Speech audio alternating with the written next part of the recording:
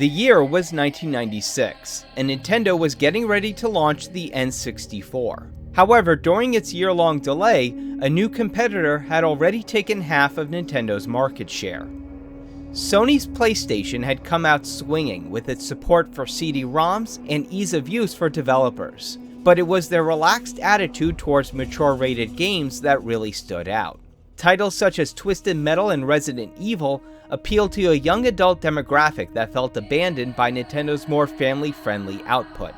While Nintendo of America was trying to draw in an older audience with games such as GoldenEye 64 and Star Wars Shadows of the Empire, they realized that they needed to embrace the M rating. However, Nintendo in Japan was still steadfast in their belief that Mario was enough to take back the industry from PlayStation. Thankfully, their answer would appear at that year's E3.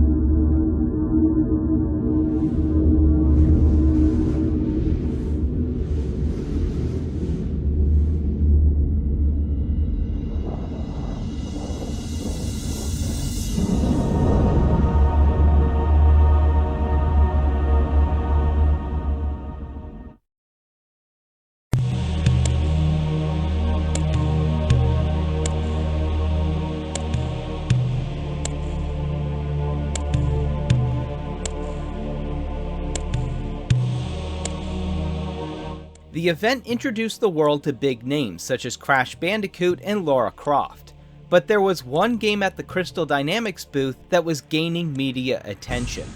Blood Omen: The Legacy of Kain really stood out among the competition. Instead of a valiant hero, players instead took control of a bloodthirsty vampire out for revenge. Anti-heroes weren't very common in games at the time, so having a violent one as your main character was a risky move, especially after the industry received a dressing down by Congress 3 years prior. The minds behind it were Silicon Knights, an Ontario-based studio founded by Dennis Dyack, and they caught more than just media attention. Nintendo of America saw them as a potential partner in opening the N64 to a mature demographic. However, this partnership would have to wait a while as Silicon Knights faced a new challenge. After the release of Blood Omen, the studio got into a legal battle with Crystal Dynamics over the ownership of the Legacy of Kain series. In the end, Crystal Dynamics won out, but waiting for Silicon Knights was Nintendo and a chance for a new start. The studio worked on a pitch for a new game, but it's not the one we all know. Dyack has never given details about the project, but one thing is known: Nintendo's executives didn't see it. Before his 5-hour flight to Nintendo of America's HQ in Redmond, Washington to make his pitch, Dyack had developed an obsession with Resident Evil 2. Despite being burnt out from spending 3 days in a row playing the game, him and Nintendo of America's development manager Henry Sturchy were enthusiastic over the sequel. When Dyack expressed interest in making a game like it, they scrapped the previous pitch and developed a new one for their own take on Resident Evil. One issue Dyack had with horror games were their focus on characters over story. On the fly, he came up with an epic tale that would span over 2,000 years. Players would follow multiple characters around the world, taking inspiration from the works of Edgar Allan Poe and H.P. Lovecraft. Nintendo loved it, though with some concern over its darker storytelling. Still, they were willing to take a risk, agreeing to make his gothic tale.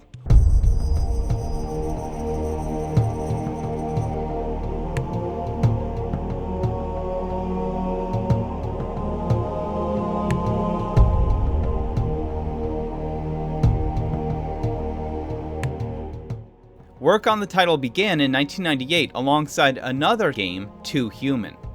Gameplay used a traditional fixed camera, but they would forego the pre-rendered backgrounds for full 3D using 3D Studio Max and Photoshop.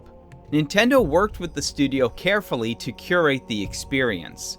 Since they wanted players to get right into the action, lead artist Raphael Ienco came up with the game's opening dream sequence. While Nintendo was open to many ideas, they showed concern over some of them.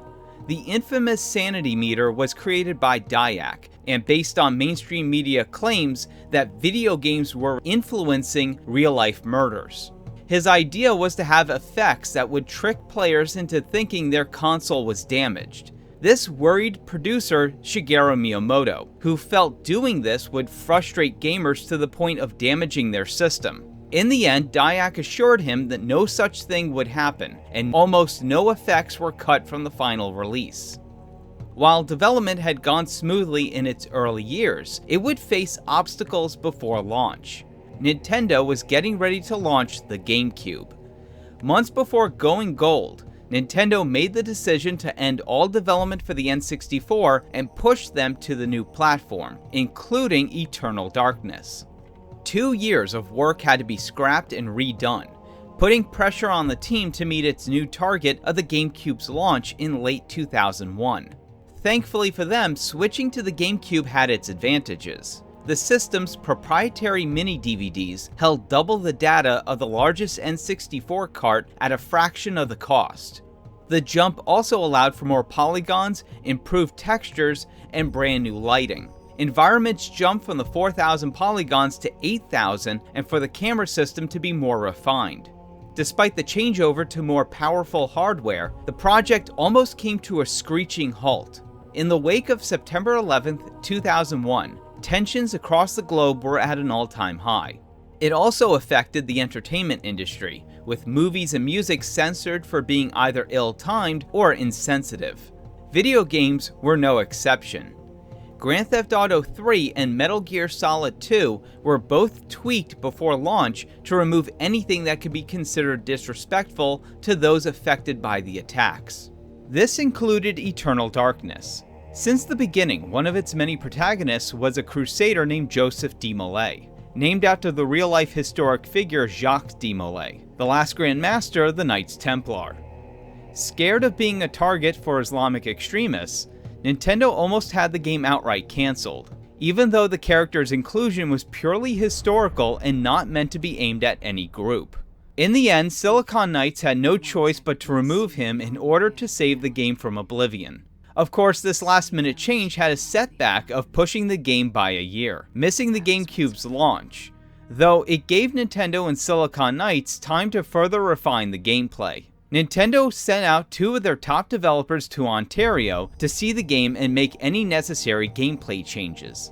After 5 years of development, Eternal Darkness: Sanity's Requiem debuted in North America on June 24, 2002, coming to Japan on October 25th and in Europe on November 1st.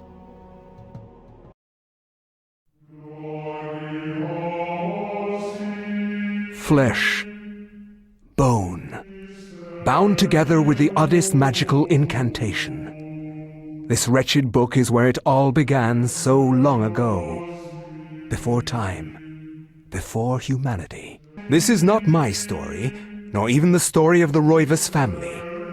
It is the story of humanity. It's 2000 AD, and Edward Roivas is dead.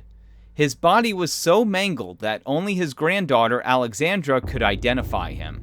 As the last living member of the Roivas cursed bloodline, it's her mission to discover who or what was behind his murder, and its connection to an ancient book known as the Tome of Eternal Darkness.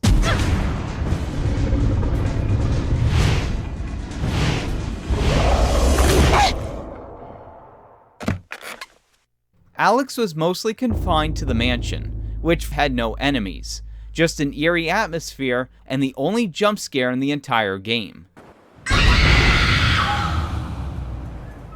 To progress the story, she had to find pages from the book. Following Edward's trail of clues opened up more of the mansion to explore, and tales about the tome's previous holders. Each account was presented out of chronological order. Though the game took place within the confines of 4 locations, each chapter followed 12 different characters in different eras. The Roivas Manor was home to Maximilian and Edward. In northern France was Oubliette Cathedral, and its dark secrets discovered by a courier named Anthony, the monk Paul Luther, and Peter Jacobs. Deep in the jungles of Cambodia lay the real ancient temple of Angkor Thom. Built by the Khmer people, it would be only explored by the dancer Elia and later rediscovered by Dr. Edwin Lindsay. While beneath the deserts of the Persian Gulf stood the Forbidden City that called upon the centurion Pius Augustus, Karim seeking treasure for his lover, Roberto Bianchi, the architect that was forced to survey its structural integrity, and the Gulf War firefighter Michael Edwards fell into its decrepit chambers.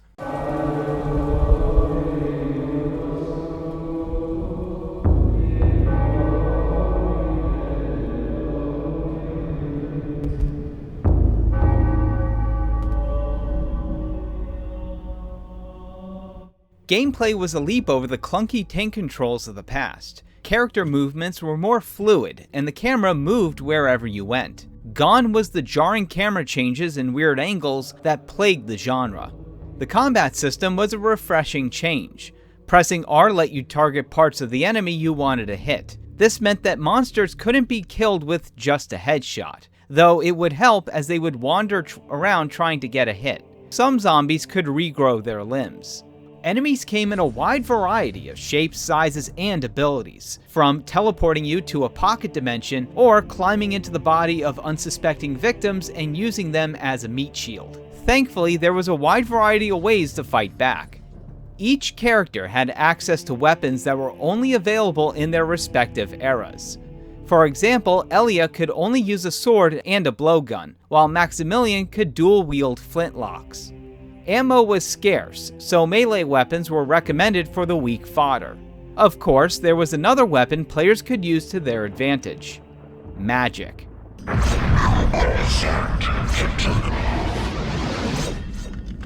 Only those chosen by the Tome of Eternal Darkness could perform incantations. Magic required 4 different components. Circles of power acted as a base for connecting runes.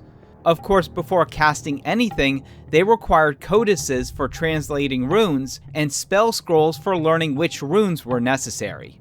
Once combined, you could cast a wider range of spells. For example, casting enchantment could either make your weapons more effective or repair broken objects. Others included recovering stats, summoning monsters, or revealing invisible puzzles. Each spell required a dominant rune. They worked in a similar way to rock, paper, scissors. Certain enemies, stats, and puzzles were color-coded and required the same or opposite rune color. This was key to recovering your health, magic, and sanity, as they were tied to each of them. However, there was a catch. If you moved or were attacked, the spell would be cancelled out, and the magic would be wasted. Timing was everything. Casting a 3-point spell gave you less health, but was short enough to dodge enemy attacks. They could also be assigned to the D-pad and Y button for a quick spell, and your sanity was going to need it. The longer you were in the presence of the walking horrors, the more the meter dropped, and when it did, that's when Eternal Darkness's trademark came into view.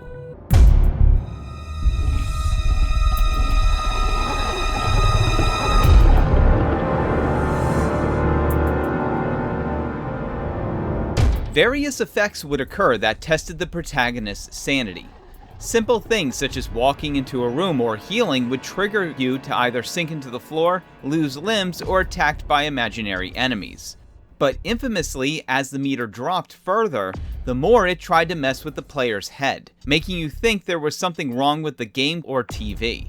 The volume would mute, insects crawled on the inside of your screen, trying to save would delete your game, and you could experience every Windows user's worst nightmare.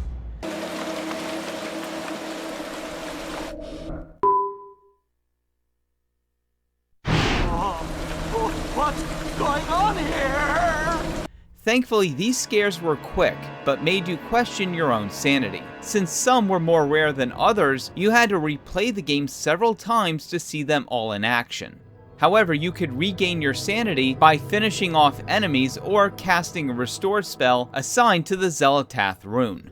As Alex read through each testimony, it became clear that her grandfather's murder was only part of a grander conspiracy that threatened humanity. Long before humanity took its first steps, The Earth was ruled over by cosmic entities referred to as the Ancients. However, at some point, their time in this universe came to an end. Cut off from our reality, 3 Ancients, Chaturga, Ulyaoth, and Zelotath, had been in competition with one another to return. Only one Ancient had remained on Earth that was powerful enough to stop them.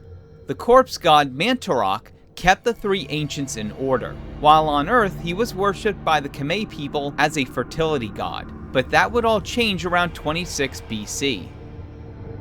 The Roman centurion Pius Augustus was sent by Emperor Augustus to search the deserts of Persia for a powerful artifact.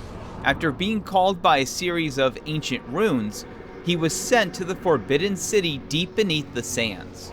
There, Pius came across 3 artifacts. Touching either of them transformed him into a skeletal acolyte of the corresponding ancient with a mission to bring them into our world, an event called the Eternal Darkness. Soon after, he traveled to Cambodia where he befriended the Khmer people and convinced them to turn on Mantorok, trapping him in Angkor Thom to prepare for the coming of the ancient he served. Since Mantorok was bound and unable to stop him, he instead used his powers to influence humans across time to do his bidding with the Tome of Eternal Darkness.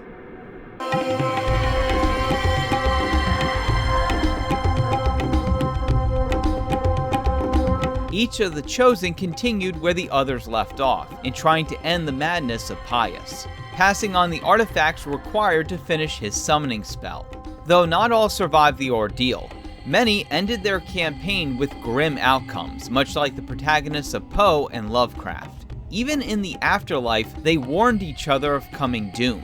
Only 3 of the Chosen ended up surviving: Dr. Lindsay, Paul, and Michael, or so the last time we saw them. Little by little, each of them were able to slow down Pius. Elia hid the heart of Mantorok inside of her, later giving it to Dr. Lindsay over 800 years after her death. Anthony learned of a plot to assassinate Charlemagne, only to fail and become the Walking Dead. He wouldn't be put out of his misery until 600 years later, when Paul visited the cathedral. Though he was only there to view the hand of Jude, he ended up discovering it was a ruse by corrupted monks to draw in unsuspecting pilgrims.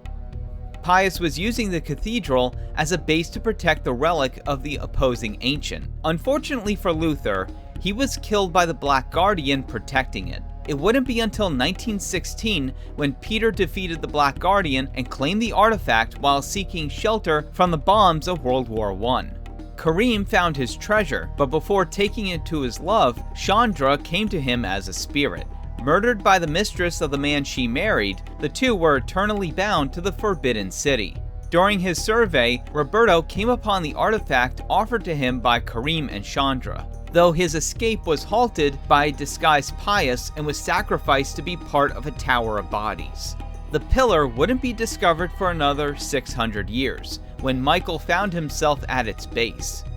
Given the artifact by the spirit of Roberto, Michael shot his way through the ruins and leveled it with C4. While seeming to have no connection to each other, Maximilian learned of the Roivas family's part in all of this. Deep beneath their manor was the vast, ancient city of Nga, discovered by his father and whose origin is shrouded in mystery. He tried to warn others of the horrors that lurked deep beneath his mansion. However, nobody believed him, and he ended up becoming insanely paranoid to the point where he murdered his own servants, believing them to be the lurking horrors from deep beneath. For his crimes, he was locked up in a sanatorium and was never heard from ever again. Edward rediscovered it in 1953. During his investigation, he learned the city could generate magical energy and used it to cast a massive dispel spell that purged its eldritch inhabitants. Since then, he had dedicated the last 43 years of his life to studying it and the Tome of Eternal Darkness, later collecting the Heart of Mantorok and the other 2 artifacts in order to stop Pius. Despite sealing it off, one of Nga's entities was able to get through and kill Edward, bringing an unsuspecting Alexandra into this 2 millennia-old war for the fate of humanity.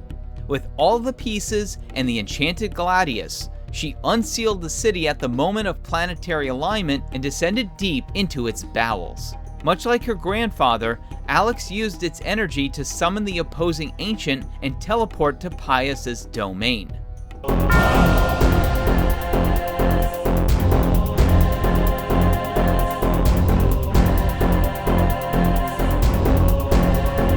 The final battle had her using the Gladius to destroy the artifact as the lumbering ancients did battle, and with each strike, the spirits of the Chosen came forward to lend her their power.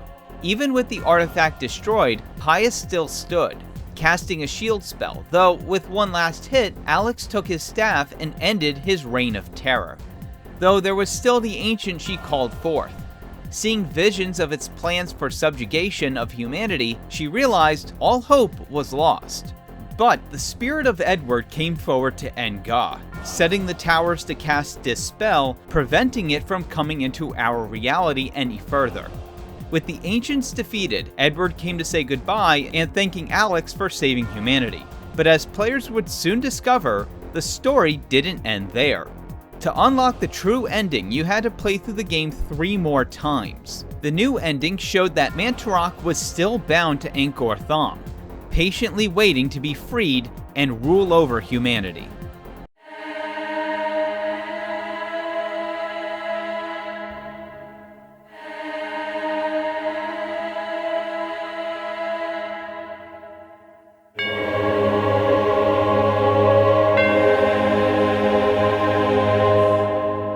Since the game was greatly inspired by the works of H.P. Lovecraft, it was full of references to his work.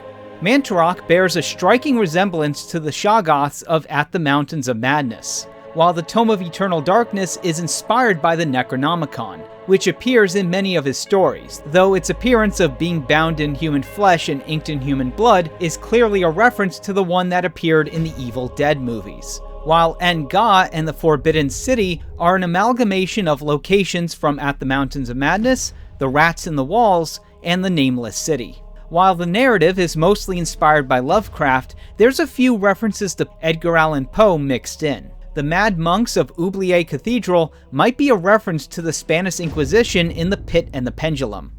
And the Roivas family seems to be inspired by the fall of the House of Usher. Of course, the idea of characters being chosen to stop a great threat might be a reference to Michael Moorcock's Eternal Champions mythos, which also includes Elric of Melniboné.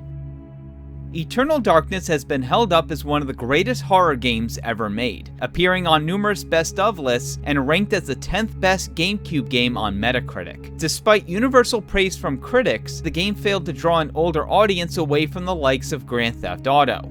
According to Diak, it only sold 900,000 units, missing the requirement to receive a Player's Choice version by 100,000. However, in recent years, the game has become a cult classic, with numerous retrospective reviews shining a new light on it for a new generation. Despite its poor sales performance, Nintendo continued their relationship with Silicon Knights, developing the remake of Hideo Kojima's PS1 classic Metal Gear Solid: The Twin Snakes. What no one realized at the time is that it would be the end of their partnership.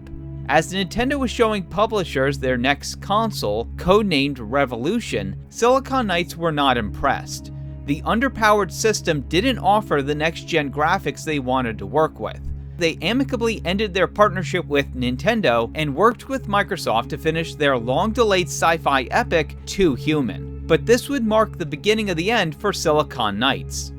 In 2007, the studio sued Epic Games over Unreal Engine 3, claiming the engine was broken on purpose to sabotage their release schedule. The lawsuit would go on until 2012, when Epic won their countersuit, forcing Silicon Knights to pay them $4.45 million for breach of license agreement, misappropriation of trade secrets, and copyright infringement. They were also forced to pay an additional $9.2 million for Epic's legal fees. During all of this, the studio had been working on a sequel to Eternal Darkness. Nintendo had reapplied for the trademark, and the title was already in pre-production with plans for a multi-platform release for the Wii U, PS3, and Xbox 360. However, fate just wouldn't allow it. Reeling from financial and legal losses, the sequel was delayed for many years, with Nintendo reapplying 5 times between 2010 and 2012 before giving up. In the end, the project never materialized, and several staff, including Dyack, left Silicon Knights. After 22 years in the industry, Silicon Knights closed its doors and filed for bankruptcy in 2014. Dyack made an attempt at resurrecting the project in 2013 with Shadow of the Eternals, and this time he would turn to Kickstarter for funding and development by Precursor Games. Unfortunately, the project suffered several setbacks. The first campaign was pulled 2 months early, with the second failing to reach its goal. A third attempt was made by Dyack's new company, Quantum Entanglement Entertainment. But after 4 years and nothing to show, work on Shadow of the Eternals, along with the studio, were shut down. Afterwards, Dyack gave up on the sequel, instead forming Apocalypse Studios and working on Dead House Sonata, a spiritual successor to the original Blood Omen. Since then, the future of Eternal Darkness has remained dormant. The game has remained a GameCube exclusive for over 22 years, with no plans for a remaster or sequel. Even if the series remains asleep, the original has continued to be appreciated by those that survived its madness. Until the time comes when Nintendo decides to resurrect the series, Eternal Darkness will remain in limbo, waiting to drain the sanity of a new generation.